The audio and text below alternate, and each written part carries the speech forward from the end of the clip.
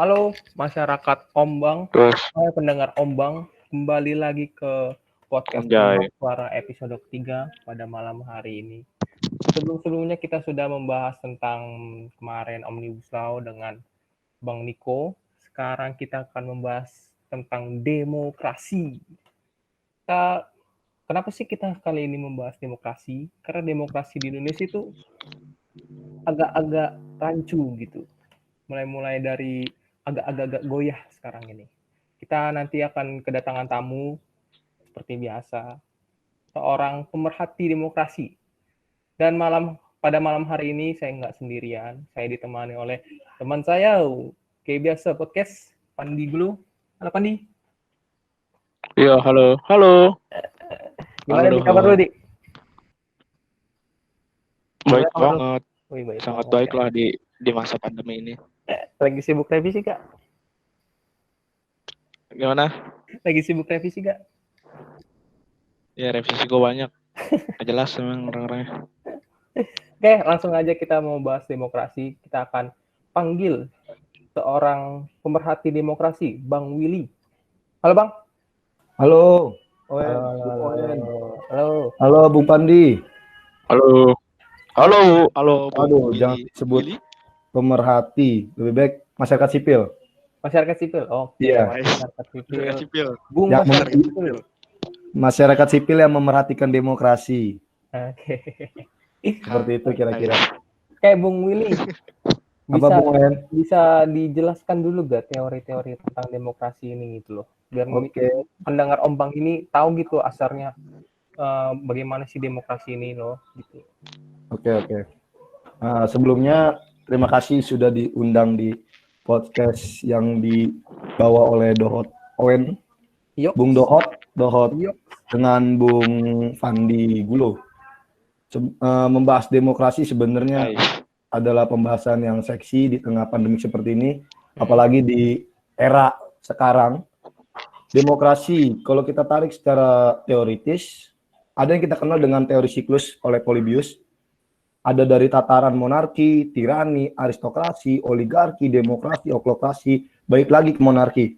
Itu berawal dari monarki, lalu merujuk ke tirani, merujuk lagi ke aristokrasi, merujuk lagi ke oligarki, merujuk lagi ke demokrasi, lalu ke oklokrasi, baru balik lagi ke monarki. Itu yang disebut dengan teori siklus dari Polybius.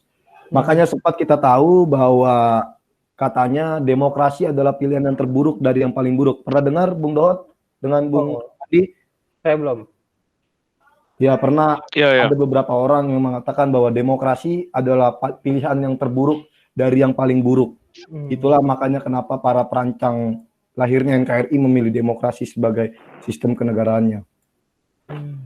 Sebelum kita ngebedah secara dalam tentang demokrasi, kita perlu tahu dulu dari teori ini apa yang disebut dengan monarki, lalu apa yang disebut dengan tirani, aristokrasi, oligarki, demokrasi, oklokrasi.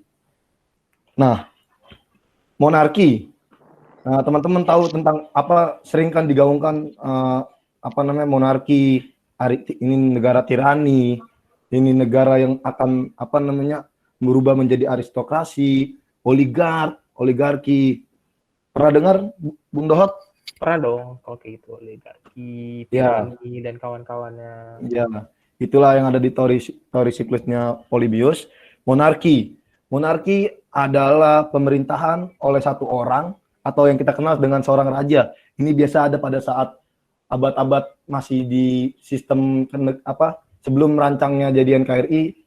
Kita tahu bahwa Indonesia terdiri dari Nusantara berbagai. Kalau kita tahu Sumpah Pemuda, Yong Ambon, Yong Sumenes, terus Yong Batak, itu kan dari berbagai suku atau lahir dari beberapa pulau yang memang ada raja di masing-masing pulau tersebut, kayak Majapahit, Gajah Mada, terus dan lain sebagainya lah. Nah, itulah yang disebut pemerintahan monarki. Pemerintahan oleh satu orang guna kepentingan seluruh rakyatnya, katanya kalau monarki. Seperti itu. Yang kalau kita kenal ya zaman-zaman feodalis lah. Kalau di sistem perkembangan manusia di SPM bahwa monarki adalah masih di fase di mana ada masih fase feodal kayak gitu. Nah, setelah monarki, ketika monarki tumbang dan dianggap masyarakat bahwa monarki sudah tidak relevan lagi untuk diterapkan di dalam sistem kenegaraan, maka tumbangnya monarki akan digantikan pada sistem pemerintahan yang kita kenal dengan tirani. Inilah yang kalau kita tahu, teman-teman atau Bung Dohot dan Bung Owen, Bung kenal lagunya Pangalo yang judulnya Ilu? Wah, gua sih nggak dengar kayak gitu mah. Yang kata apa namanya?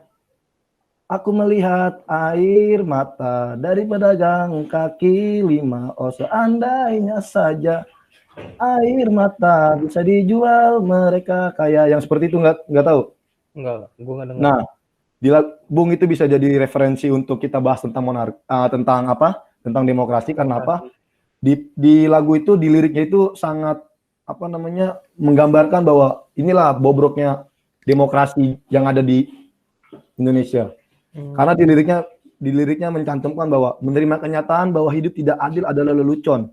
Kemiskinan struktural muncul pemerintah tidak bisa disangkal. Kebijakan sakral, kau sekrup kapital bila tak miliki modal. Yang dimana kalau kita tahu, selain dari lirik itu, terus dia juga mencoba untuk menggiring kita tentang menggiring kita mengenai lalu kau berdoa pada Tuhan. Tuhan bilang nanti coblos partai ini. Bila dia terpilih maka kau hadirkan surga dalam bumi. Terus tapi kenyataannya kau malah dipukul Pak polisi saat kau menagih janji pada kekuasaan yang korupsi. Mengharapkan keadilan di negeri para tiran. Kau harapkan kebebasan yang kau dapat penindasan. Nah, inilah makanya kenapa saya bilang bahwa lagu itu menggambarkan sekali mengenai pemerintahan di era hari ini di bawah pemerintahan Bapak Jokowi dan Ma'ruf Amin, atau memang dari awal periode, mungkin bukan Pak Jokowi doang, dari sebelum-sebelumnya pun setiap pemerintahan pasti ada sektor-sektor yang menjadi persoalan yang memang harus dibahas. Nah, kalau kita bahas tentang demokrasi, inilah yang makanya sempat kalau kita dengar para aktivis mahasiswa khususnya yang bergerak bersama sektor buruh dan tani selalu menggaungkan tentang hal-hal yang menjadi prioritas rakyat, salah satunya tentang kedemokrasian, nilai kedemokrasian Indonesia sejauh mana. Kalau kita tahu bahwa demokrasi menjadi persoalan yang dasar karena apa? Ini yang akan terus mengikis adanya nanti kemiskinan struktural. Bukan mengikis. Ini yang akan menjadi salah satu persoalan untuk lahirnya nanti adanya kemiskinan struktural ketika pemerintah tak bisa lagi disangkal. Seperti itu. Makanya kita sebut dia adalah negeri para tiran. Nah, tiran adalah pemerintahan oleh orang untuk kepentingan sendiri dan bersifat sewenang-wenangnya. Nah, itulah kalau kita tahu bahwa di lagunya Pangalo ini tentang berjudul Ilu, mengharapkan keadilan di negeri para tiran, kau harapkan kebebasan yang kau dapat penindasan. Nah, itulah makanya sedikit gamblangan dari lirik yang memang sangat menggambarkan betapa kacaunya demokrasi sampai dia bisa menuliskan lirik yang mewah ini. Dibilang mewah juga sih untuk menyadarkan kita tentang ini loh keadilan di negeri para tiran, yang kau harapkan kebebasan malah yang kau dapatkan penindasan. Nah, ketika tirani hancur, itu akan nanti lahirlah sistem pemerintahan baru atau yang kita kenal dengan aristokrasi. Seperti apa yang dicanangkan oleh Polybius, aristokrasi adalah pemerintahan oleh sekelompok orang yang memang dikiranya sekelompok orang itu adalah orang-orang pintar atau yang kita sering sebut dengan cendekiawan. Cendekiawan kan orang-orang yang jenius yang dianggap masyarakat bisa memimpin bangsa. Nah, ternyata awalnya baik-baik saja, tapi ketika di ujung pengakhir dia memberikan suatu kebijakan diperhatikan malah ini jadi kepentingan pribadi kalau di aristokrasi kayak gitu tuh. Kalau secara teori aristokrasi itu dianggap yang mimpin adalah orang-orang pintar bagi masyarakat, tapi di awal kepemimpinannya baik-baik saja, tidak ada persoalan, benar pure untuk rakyat. Tapi dipandang lebih jauh, sering berjalannya waktu, aristokrasi ini berdampak langsung pada kok kebijakannya untuk kepentingan pribadi kayak gitu. Makanya kepentingan yang menjadi kepribadian ini, masyarakat sadar bahwa hal-hal kayak gini nih penyebab tidak adanya pro terhadap masyarakat yang akhirnya tumbang aristokrasi. Ketika tumbang aristokrasi di teori Polybius, lahirlah oligarki. Inilah oligarki yang lahirlah oligarki yang kita tahu. Oligarki kan teman-teman adalah sekumpulan orang yang kalau kita tahu kayak oligark Kalimantan, oligark yang di Sumatera yang memiliki lahan untuk kepentingan pribadinya. Nah, kalau secara teori, oligarki adalah pemerintahan oleh sekelompok orang guna kepentingan kelompoknya sendiri. Contoh kasus yang terjadi di Indonesia, kalau teman-teman tahu itu masa pemerintahan Soeharto. Dia coba untuk menguasai jalan tol, ya kan teman-teman? Iya. Ya itu kan kita kenal sendiri. Tapi Iya. di oligarki sendiri sebenarnya yang menjadi persoalan terangnya adalah ketika kepemilikan sistem pemerintahan dijalankan untuk kepentingan pribadinya juga. Itu yang beririsan langsung dengan pemerintahan aristokrasi tapi dari orang-orang cendekiawan. Cuman oligarki dibangun dari masyarakat sipil atau masyarakat yang dianggap bisa mengatur.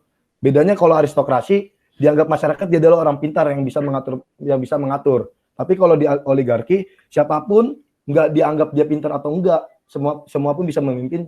Cuman sinyalir di akhirnya ya tetap untuk kepentingan pribadi kayak gitu. Kalau aristokrasi itu adalah orang-orang cendekiawan yang dianggap cendekiawan. Cuman kalau oligarki dia mau cendekiawan atau enggak dia tetap bisa memimpin kayak gitu. Cuman bobroknya di kedua sistem itu adalah keduanya adalah untuk menjalankan pemerintahan untuk kepentingan pribadi seperti itu. Nah, ketika masyarakat sadar betul tentang bobroknya sistem oligarki dan sistem-sistem sebelumnya, timbullah demokrasi. Inilah yang sering diganangkan oleh kayak orang-orang yang paham betul tentang demokrasi. Demokrasi adalah pilihan yang paling yang buruk dari yang paling terburuk kayak gitu tuh. Kayak gitu. Demokrasi kalau kita tahu demokrasi akibatnya timbul ini nih. Pada awalnya pemerintahan yang dilaksanakan oleh rakyat memang baik untuk rakyat. Kayak tahu nggak sih demokrasi kan dari rakyat oleh rakyat untuk rakyat ya nggak sih? Itu kan simpelnya. Iya, simpelnya. Ya dia dibilang buruk dari yang paling buruk memang karena dia di demokrasi ini menggambarkan kebebasan. Cuman kalau di Indonesia kita kenal tuh biasanya demokrasi konstitusional kayak gitu tuh. Yang akhirnya kebebasan itu tetap diatur dan diregulasikan dalam perundang-undangan kayak gitu. Inilah yang makanya kenapa dibilang demokrasi adalah pilihan yang buruk dari paling terburuk karena demokrasi masih secara teoritis masih memberikan kebebasan tentang berserikat, terus memberikan kebebasan atau menjaga marwah hak asasi manusia itu sendiri. Di demokrasi lah kita bisa melihat bahwa persamaan dan perbedaan itu ada gitu tuh. Kalau di kayak sistem pemerintahan sebelumnya itu terlihat jelas bahwa gimana sih kalau teman-teman tahu kan feodal itu kan adalah ya memiliki kasta kayak gitu, kayak di India kayak gitu tuh. Nah, kalau di demokrasi ini semua setara, cuman beberapa yang menjadi persoalan di demokrasi adalah ketika demokrasi tidak diindahkan lagi dalam artian tidak menjaga marwah hak asasi manusia itu sendiri. Karena di demokrasi sangat menjaga betul tentang hak asasi manusia itu sendiri. Baik dalam berserikat, kalau teman-teman tahu kenapa saya bilang Indonesia adalah demokrasi konstitusional, karena di dalam Undang-Undang Dasar 1945 di pasal 28A sampai J, kalau nggak salah, J itu kalau kita tahu di 28E, kalau nggak salah ya, ini saya bukan nih di Undang-Undang Dasar 28E ayat 3, setiap orang berhak atas kebebasan berserikat, berkumpul dan mengeluarkan pendapat. Kayak gitu. Itulah yang dijaga secara gamblang. Bukan itu doang sebenarnya, itu yang saya kutip. Kenapa? Karena kita masyarakat milenial, kita tahu jelas bahwa kita perlu berserikat, kita perlu berkumpul untuk membahas berbagai perkembangan isu. Ini akhirnya esensi dari perkumpulan kita yang nantinya akan melahirkan beberapa ide kayak gitu. Nah, esensi berserikat itulah diatur dalam demokrasi. Itulah yang dijaga betul oleh demokrasi bahwa marwah hak asasi manusia itu sangat terlihat di pemerintahan yang demokrasi. Begitupun baik itu dia mendapatkan hak layak untuk hidup, kayak gitu. Itu ada di demokrasi. Nah, biasanya di demokrasi akan timbul kekacauan, kebobrokan, korupsi merajalela di mana-mana. Kenapa ada korupsi di sistem demokrasi? Karena dia inilah yang menjadi kacaunya ketika memang demokrasi ini tidak bisa menyentuh sampai ke sifat serakahnya manusia. Kenapa saya bilang? Karena demokrasi itu cuma menjaga haknya dia, cuman di samping hak itu dia memiliki namanya manusia ya, ada keserakahan sendiri yang akhirnya dia menganggap bahwa ketika saya dipilih oleh rakyat saya akan menjalankan tugas, namun di samping tugas saya memiliki sifat keserakahan. Akhirnya banyak timbul korupsi, kayak gitu. Itulah yang tidak bisa ditangkap sama demokrasi sampai ke sifat, meskipun itu bisa diatur dalam regulasi, cuman regulasi aja dibuat dalam sistem demokrasi, beberapa manusia seperti itu masih melanggengkan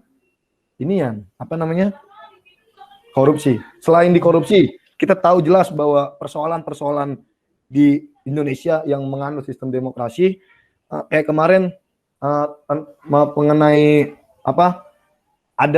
masyarakat adat di di NTT, masyarakat adat apa itu ya? Itu mendapatkan represivitas dari aparat setempat oleh kepolisian atau TNI kalau nggak salah. Terus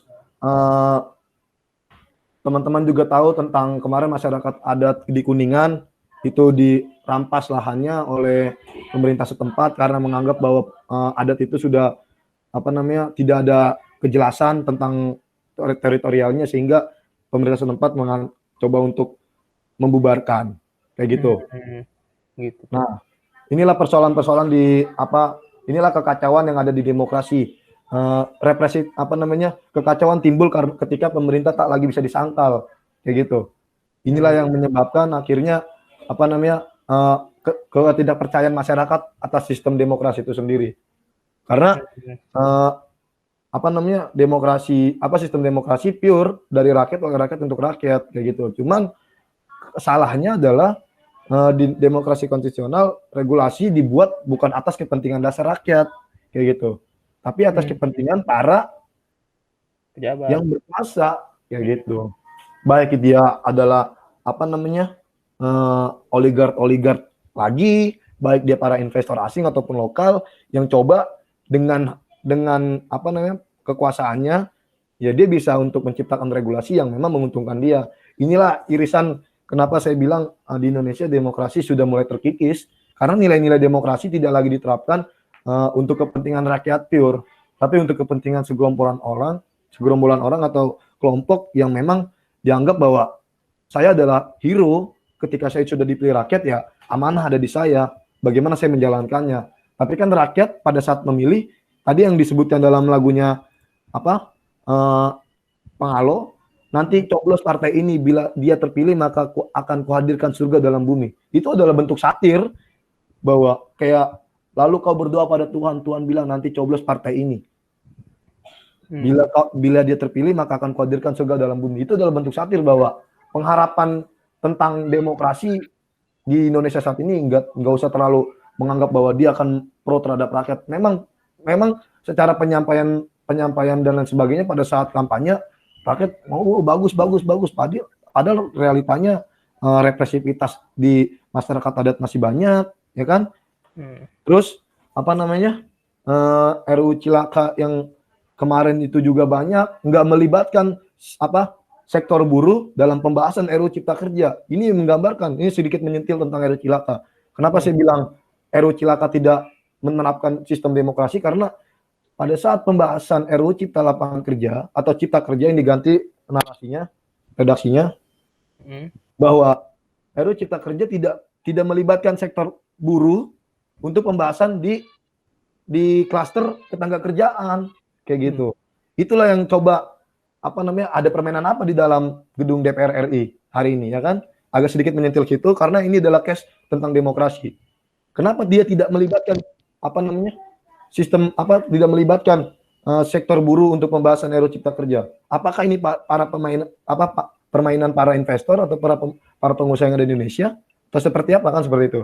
Selain terlepas dari pembahasan RUU Cipta Kerja, RUU PKS, RUU penghapusan kekerasan seksual. Waktu itu saya ikut aksi bersama GMKI, pembahasan tentang RUU PKS, penghapusan kekerasan seksual bersama para feminim sektor feminim yang coba mereka gaungkan bahwa kekerasan seksual hari ini sangat banyak terjadi, baik itu dari kalangan agamis ataupun para yang memiliki kesenjangan jabatan, entah misalkan guru atau kepala sekolah dengan guru, ya kan, guru honorer atau kepala yayasan dengan santri, itu kan jelas sendiri. Makanya, tapi kenapa RUU PKS ini dianggap pembahasannya sangat rumit?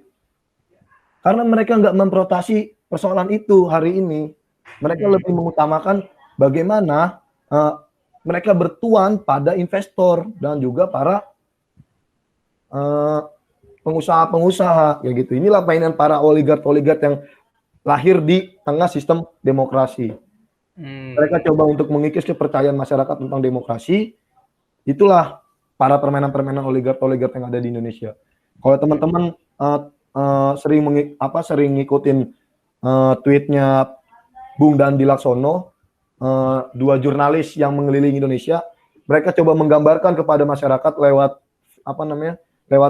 lewat YouTube, lewat platform YouTube bahwa ini loh Indonesia pada realitanya di lapangan, kayak gitu tuh. Kayak teman-teman tahu Teluk Benoa yang Jerings vokal dalam pembahasan Teluk Benoa itu tidak melibatkan masyarakat setempat. Itu adalah demi kepentingan pemerintah daerah untuk coba menarik para turis agar hadir ke Bali. Padahal realitanya pembangunan Teluk Benoa itu tidak pure melibatkan masyarakat sehingga dianggap bahwa ini adalah kepentingan kami pemerintah daerah untuk menarik para turis, dan dianggap bahwa ketika turis datang dan visa dan lain sebagainya kita ada, inilah untuk kembalikan untuk pada rakyat. Padahal enggak, itu adalah permainan para oligark yang coba hadir di Bali. Saya maaf sedikit vokal karena itu yang digambarkan oleh Dandi Laksono dalam platform YouTube-nya tentang Watchdog, tahu kan teman-teman? Nah, iya, Watchdog juga kan sempat ngeluarin film dokumenter tentang seksi killer, yang nggak sih? Iya, Batubara itu kan? Iya, itulah peta di mana para oligark Indonesia kayak Maruf Amin, kayak Jokowi punya apa dan segala macamnya, terus kayak Yusuf Kala, dia ternyata pengusaha di bidang hal-hal yang di Kalimantan, terus Maruf Amin adalah pengusaha di bidang perbankan syariah, Jokowi juga ternyata bermain juga di Kalimantan, dan para petinggi-petinggi bangsa ini bermain. Itulah yang disebut gambaran oligark yang ada di Indonesia, kayak gitu. Nah, balik lagi kita ke teori siklus Polybius.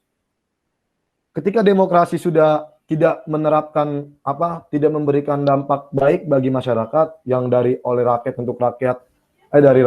oleh rakyat untuk rakyat itu tidak lagi menggambarkan hal-hal yang baik, maka tumbanglah demokrasi dan akan hadirlah oklokrasi. Inilah oklokrasi ketika kemenangan hasrat sementara bagi rakyat ketika demokrasi sudah tidak diterapkan lagi. Tapi kalau kita tahu oklokrasi dalam teorinya dijelaskan bahwa pemerintahan sesuka hati atau sewenang-wenangnya oleh rakyat-rakyat yang tidak tahu sama sekali tentang pemerintahan.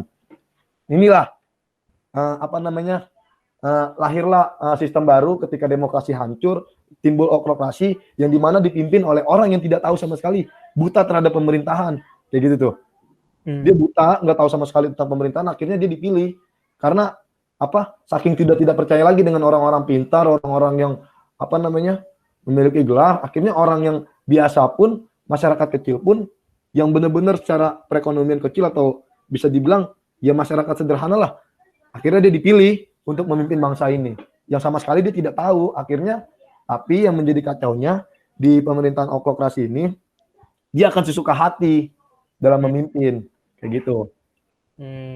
Nah, cuman yang kita tahu bahwa karena adanya kekacauan tersebut, kayak tadi yang sebelumnya di kekacauan di demokrasi, terus korupsi merajalela dan lain-lain, maka muncullah seseorang yang bertangan besi, maksudnya bisalah dianggap bisa memimpin, negara tersebut kayak gitu tuh. Oke.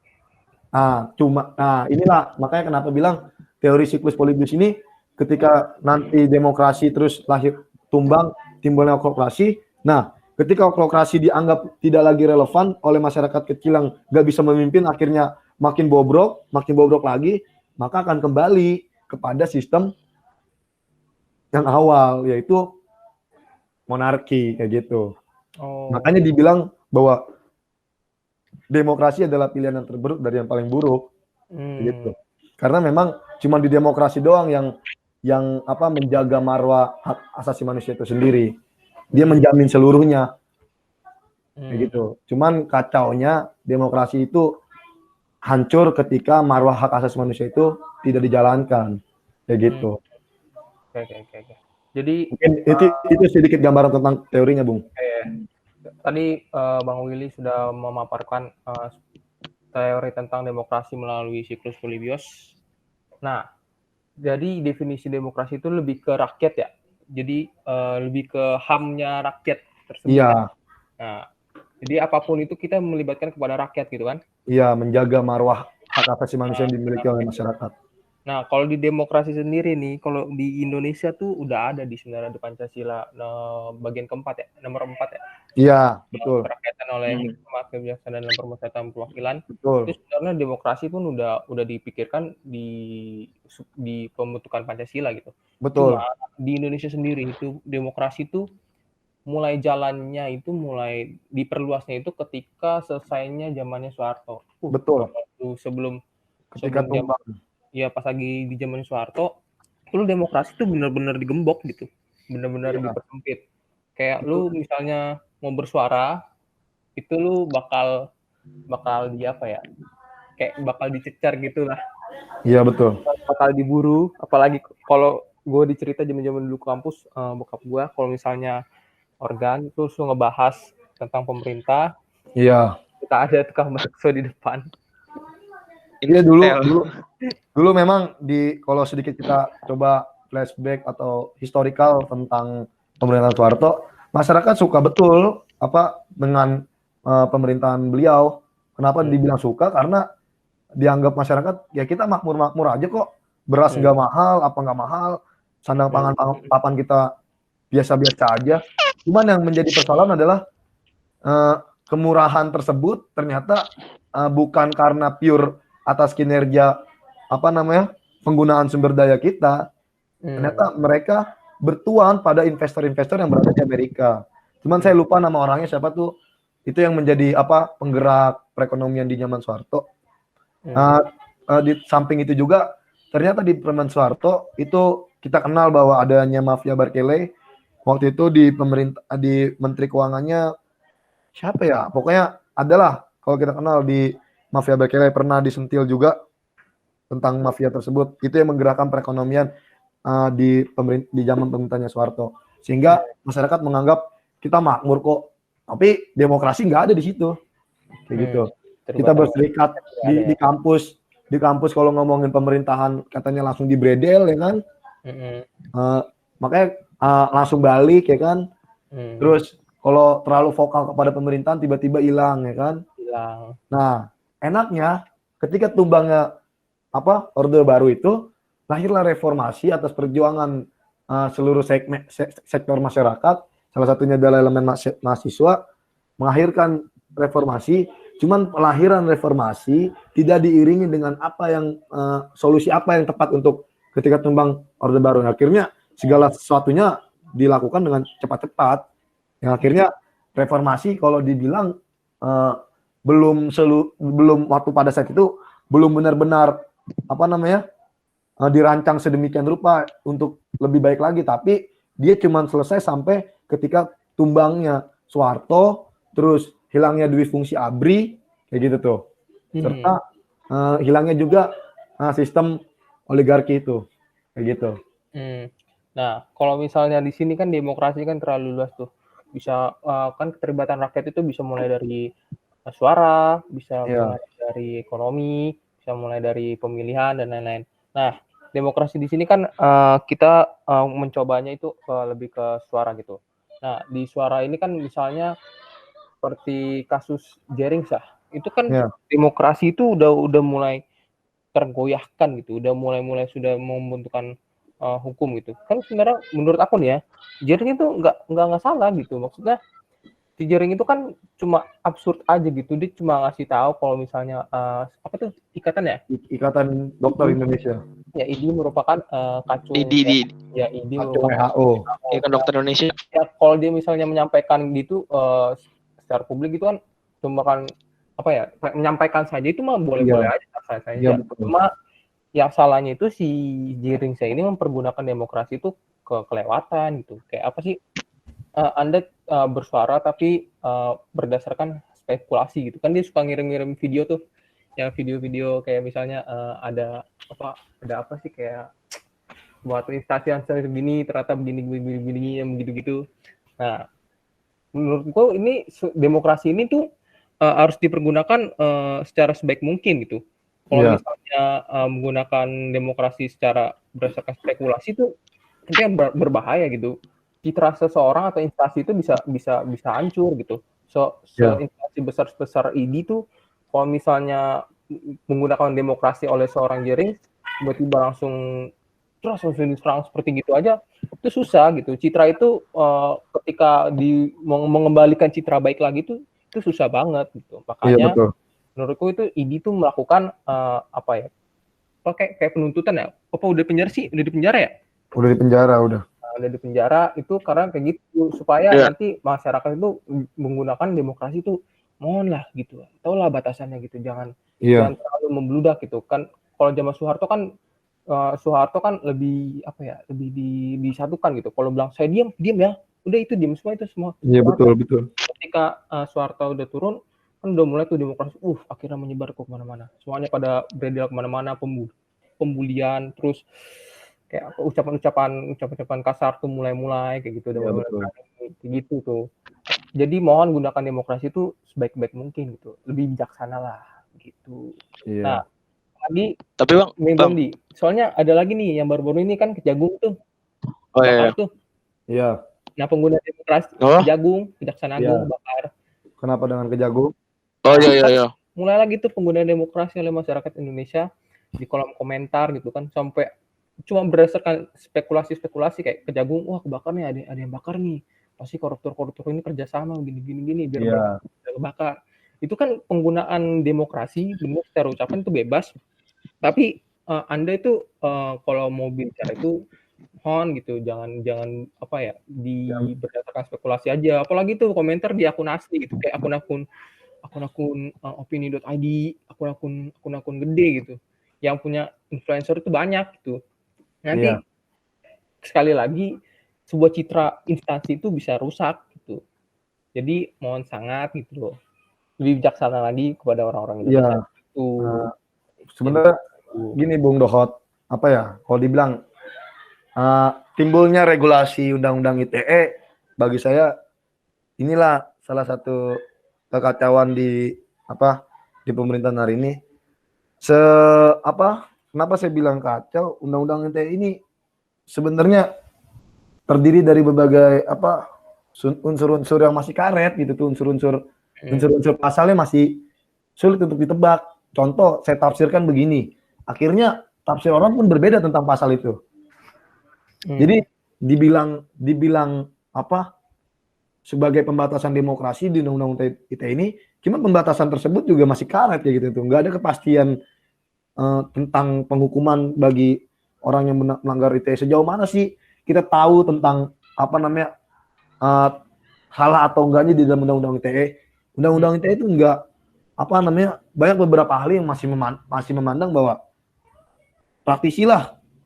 Jadi ahli juga pernah ada yang bilang kalau Undang-Undang ITE ini unsur-unsurnya masih banyak beberapa hal yang perlu harus direvisi kayak gitu.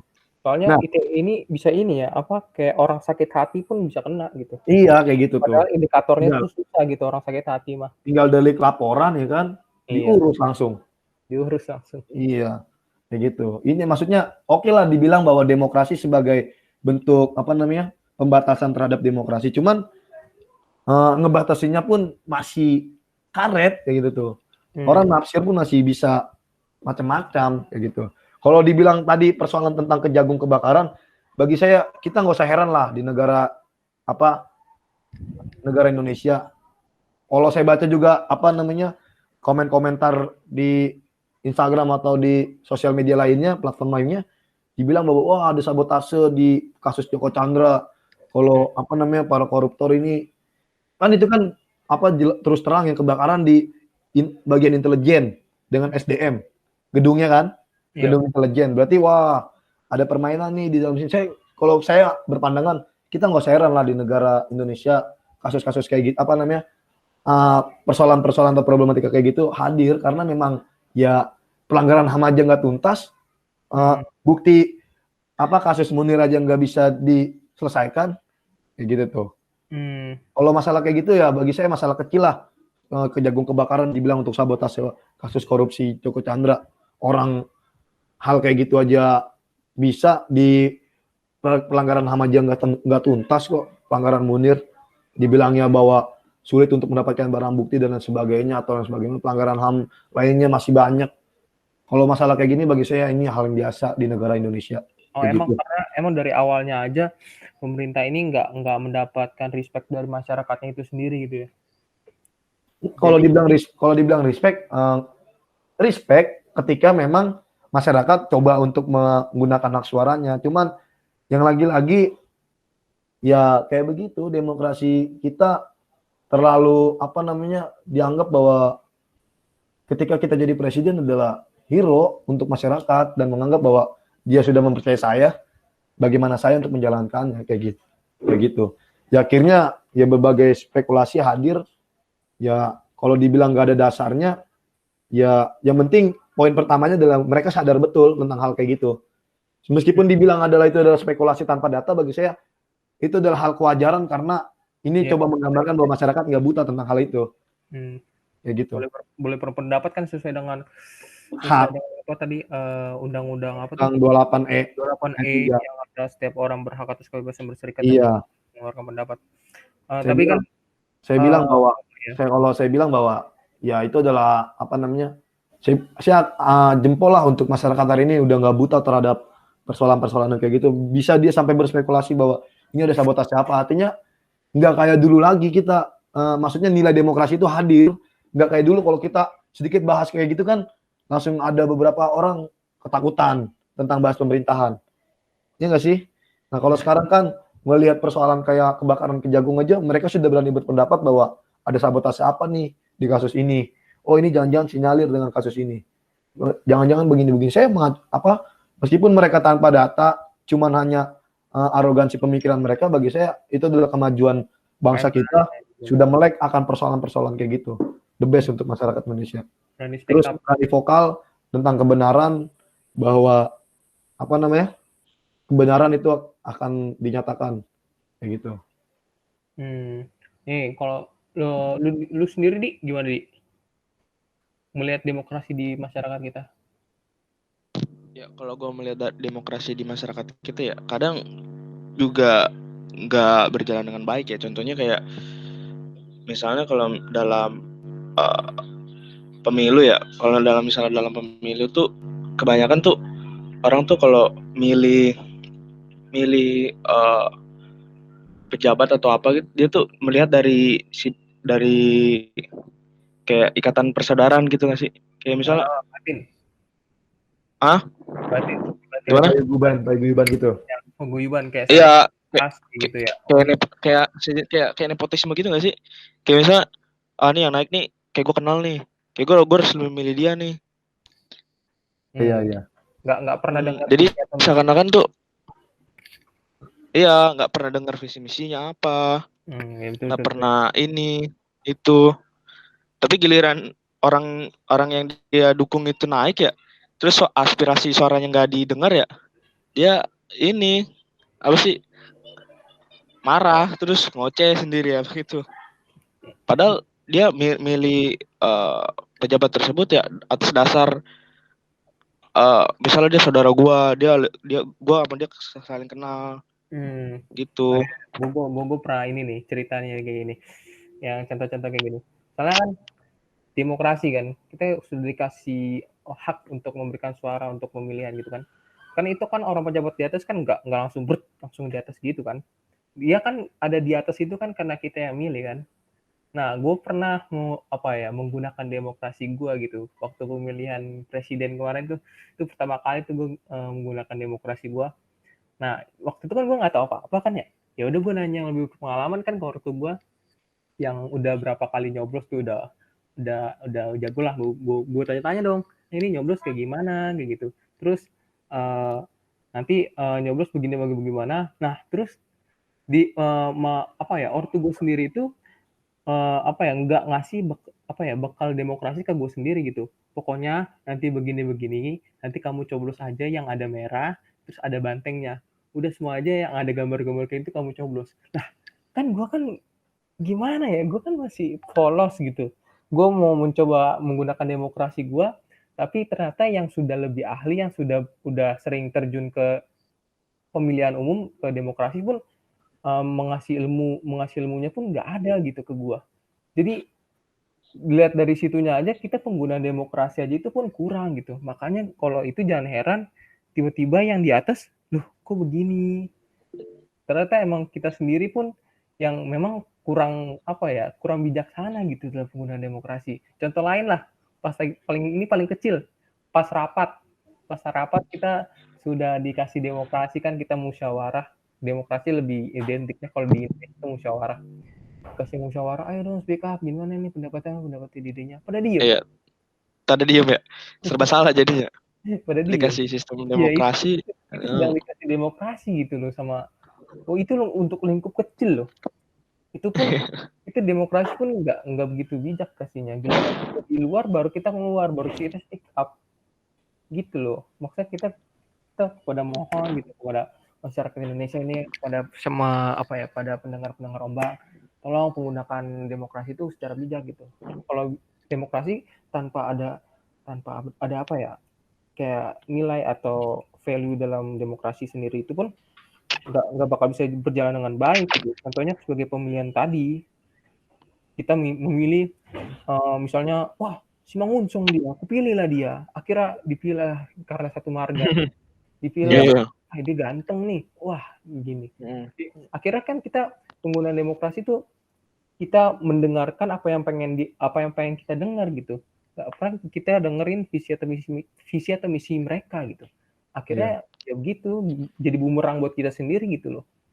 Gitu. Jadi mohon gunakan demokrasi itu secara baik gitu loh. Untuk kedepannya. Tapi bang. Kalau misal benar-benar demokrasi nih, itu demokrasi kita tuh dibatasin, hak suara rakyat tuh nggak pernah benar-benar didengar sama pemerintah nih. Misalnya apa cara yang saat tahun 98 itu masih sangat relevan untuk digunakan kalau misalnya saat ini emang masih suara rakyat tuh nggak didengar gitu bang? Apa masih efisien gitu kayak demo gitu, gini gitu? Ya sebenarnya kan demonstrasi itu kan bentuk dari kesadaran rakyat, kesadaran massa akan adanya problematika yang memang perlu untuk disampaikan langsung kepada yang pemangku penguasa. Dalam arti di sini demonstrasi sebagai bentuk aspirasi rakyat yang nantinya menjadi bahan pertimbangan pemerintah atau pemangku kekuasaan untuk mempertimbangkan bahwa benar yang disampaikan mereka, bahwa mereka memerlukan hal tersebut. Itulah yang diharapkan masyarakat. Tapi dalam realitanya berbagai demonstrasi yang dilakukan terhadap penolakan RUU Cipta Kerja hari ini yang sampai konsisten sampai saat ini, elemen mahasiswa dan sektor buruh yang coba mengaspirasikan pendapatnya tentang ketidakrelevanan Undang-Undang Cipta Kerja kalau nantinya diketok kayak gitu. Mereka terus melawan untuk menolak agar tidak disahkannya RUU Cipta Kerja. Kalau bagi saya, demonstrasi sebagai bentuk aspirasi yang perlu untuk menjadi pertimbangan pemerintah atau pemangku kekuasaan terhadap kinerja mereka. Kalau saya bilang relevan, ya relevan. Cuman yang menjadi persoalannya hari ini terlalu banyak demonstrasi, tapi tidak ada berbagai kajian ilmiahnya kayak gitu. Yang penting kita demonstrasi, Cuman yang dibawa pada saat demonstrasi nggak tahu apa. Itu yang menjadi fatalnya. Ketika sok-sok sadar tentang problematika, tapi nggak ada kajian ilmiahnya ketika dihadapkan kepada pemangku penguasa, kayak gitu. Nah inilah makanya kita juga perlu tahu berbagai macam demokrasi. Sedikit saya sampaikan, di bermacam demokrasi ada berbagai macam. Yang saya tahu demokrasi secara ideologi itu ada demokrasi secara konstitusional dan demokrasi secara demokrasi rakyat lah, atau yang sering dikenal demokrasi proletariat, kayak gitu. Nah, di demokrasi konstitusional tadi saya sampaikan bahwa konstitusi sebagai batasan untuk mengatur penguasaan pemerintah, kayak gitu. Itu di demokrasi konstitusional. Kalau di demokrasi kerakyatan atau demokrasi proletariat, mencita-citakan kehidupan tanpa kelas, kayak gitu, tanpa kepemilikan pribadi. Inilah yang diharapkan bagi aktivis kiri mahasiswa. Demokrasi tanpa kelas yang coba disampaikan dalam artian ini demokrasi yang memang pure diciptakan untuk masyarakat tanpa memandang kelas, dia adalah kelas ini dan tidak menciptakan kelas pokoknya. Itu udah terjadi, teman-teman tahu, di berbagai negara. Ada di Polandia, Hungaria, terus di Rumania, di Tiongkok, kayak gitu. Di bawah pemerintahan waktu pada saat itu, kalau di Tiongkok di era Mao Zedong, kayak gitu. Kayak gitu sih. Terus menurut Abang nih, kan demokrasi ini sangat banyak sekali kekurangan ya, kita lihat ya. Menurut Abang sendiri, gimana cara mengatasi kekurangan demokrasi ini nih, Bang? Ya, apa ganti ideologi baru, Bang? Waduh. Iya. Kalau saya tidak bisa berkata bahwa kita harus ganti ideologi, gitu. Karena di Pancasila sendiri Pancasila sendiri juga coba untuk merangkul sistem demokrasi itu sendiri. Kalau saya bilang demokrasi, tadi apa pertanyaannya, Pandi? Pandi? Gimana cara mengatasi kekurangan demokrasi ini, Bang? Kalau cara mengatasinya, ya bangunlah kesadaran masyarakat bahwa demokrasi yang diciptakan di Indonesia adalah demokrasi yang memang relevan untuk menjaga marwah HAM itu sendiri. Artinya lagi-lagi regulasi yang dibentuk ya bukan lagi pemerintah melewati batasan itu, tapi pemerintah mensadari betul bahwa regulasi yang diciptakan adalah sebagai pembatasan atas penguasaan dia kepada masyarakatnya, kayak gitu. Bagi saya untuk menangkal persoalan-persoalan demokrasi, ya ini ada di pemerintah dan masyarakat sebagai kontrol sosialnya yang terus menggaungkan bahwa lewat demonstrasi ataupun tukar pandangan kepada pemerintah mengenai aspirasinya, ini yang harus dijaga oleh pemerintah, bahwa kesadaran masyarakat akan tetap ada pada saat pemerintah coba untuk keluar dari koridornya.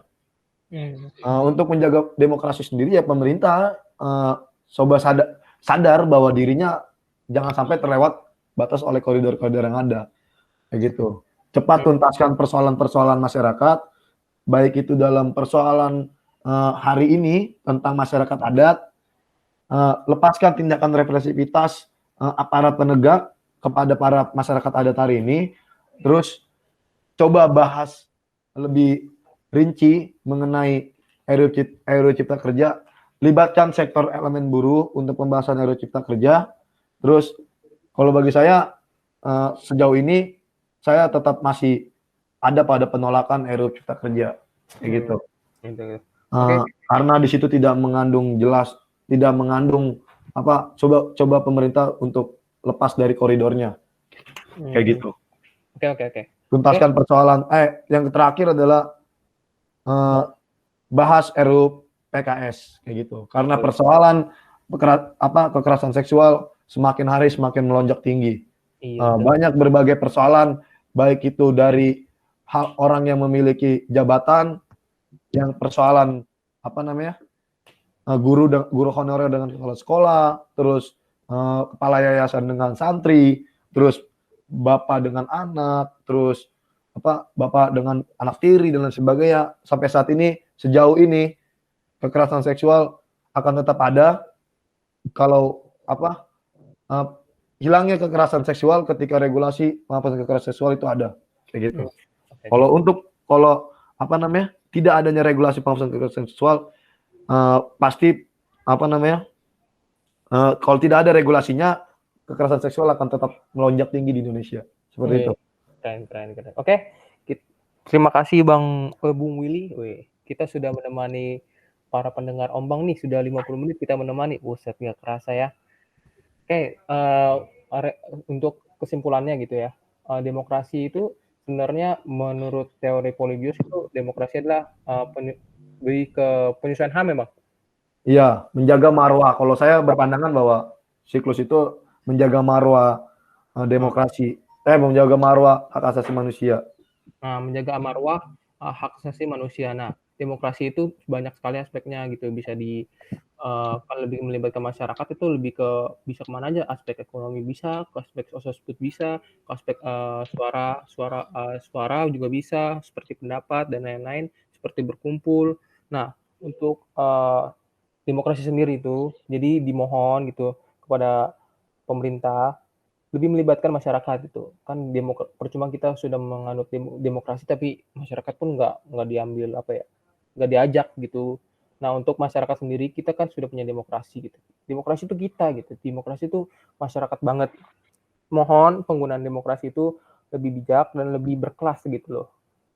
Jangan ada lagi nanti demokrasi, misalnya penggunaan demokrasi seperti pemilu tadi, banyak memilih yang memilih itu tidak berdasarkan visi misi dan lain-lain, dan seperti rapat lebih ke speak up, atau misalnya demokrasi itu penggunaan komentar itu lebih bijak lagi gitu loh. Nah, terima kasih sudah mendengar sekarang podcast Gelombang Suara pada episode ketiga kali ini. Sampai jumpa lagi kepada podcast selanjutnya. Terima kasih dan sampai jumpa.